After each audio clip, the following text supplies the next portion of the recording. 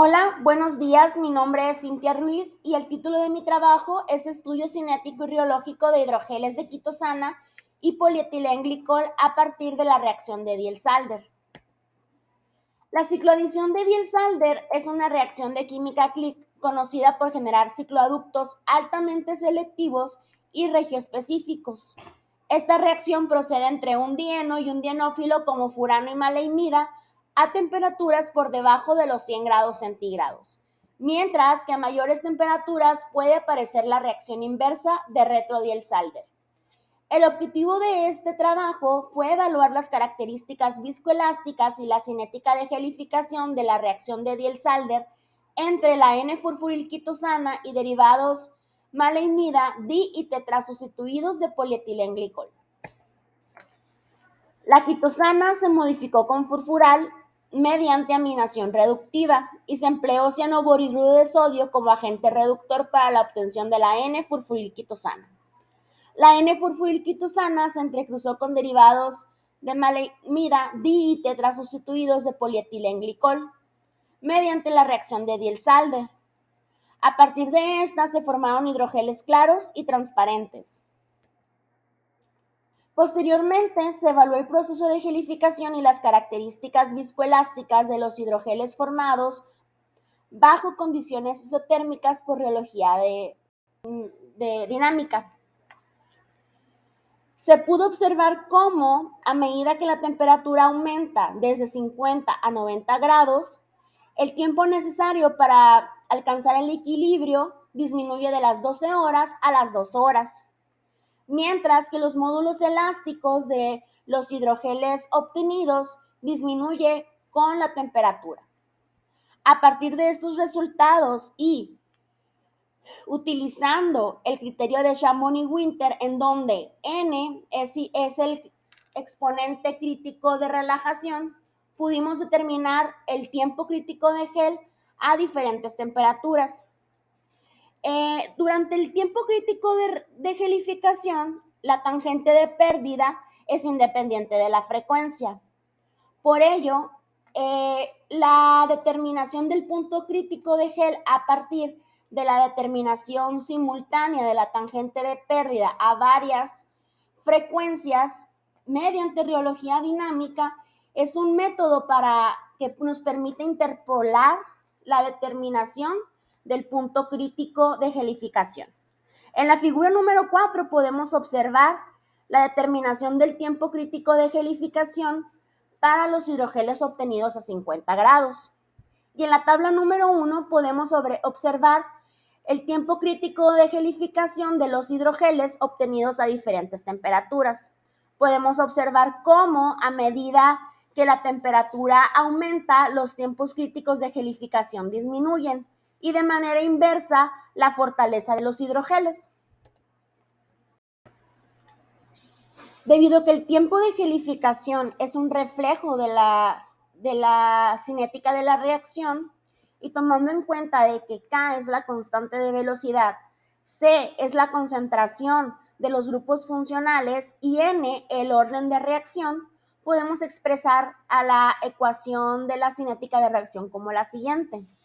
Integrando y tomando en cuenta de que la concentración antes de la gelificación y durante el tiempo de gel de los grupos funcionales es constante, podemos expresar a este término como B y asumir que la constante de velocidad es igual a B sobre el tiempo de gelificación.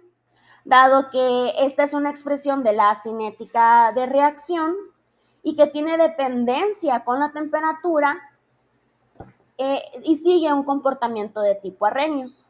Aplicando logaritmos y graficando, pudimos determinar la energía de activación para nuestra reacción, la cual fue superior a lo reportado por la literatura. Sin embargo, esto puede deberse al tipo de dieno y dienófilo empleado, así como a otras condiciones experimentales.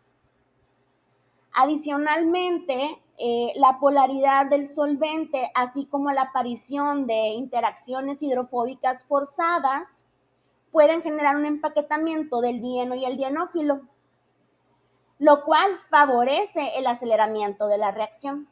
Adicionalmente, eh, los altos valores de energía de activación pueden deberse a que la generación de los cicloaductos exo se favorece y de esta manera se requiere mayor energía térmica para poderse dar la reacción. En esta figura podemos observar a los espectros mecánicos después de la gelificación a temperaturas de 50 a 90 grados. Y podemos observar cómo las propiedades mecánicas de los hidrogeles disminuyen a medida de que la temperatura aumenta hasta los 90 grados. En la tabla siguiente podemos observar cómo a medida que la temperatura aumenta, los módulos elásticos disminuyen de la misma manera como la densidad de entrecruzamiento y de manera inversa como el tamaño de malla aumenta.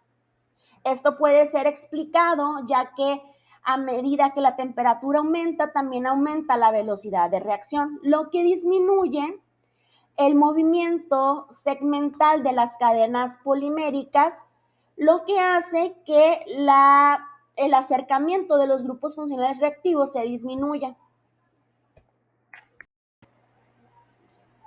En esta imagen podemos observar cómo a medida que la concentración aumenta desde 1 a 1.8% de quitosana, hay una mejora en las propiedades mecánicas de los hidrogeles independientemente de relación molar maleimida-furano. Y cómo a medida que el tamaño de la cadena y el grado de polimerización de los derivados bifuncionales de polietilenglicol aumenta, también aumentan sus propiedades mecánicas. Y cómo a medida que la funcionalidad del dienófilo aumenta, también lo hacen las propiedades mecánicas de estos hidrogeles.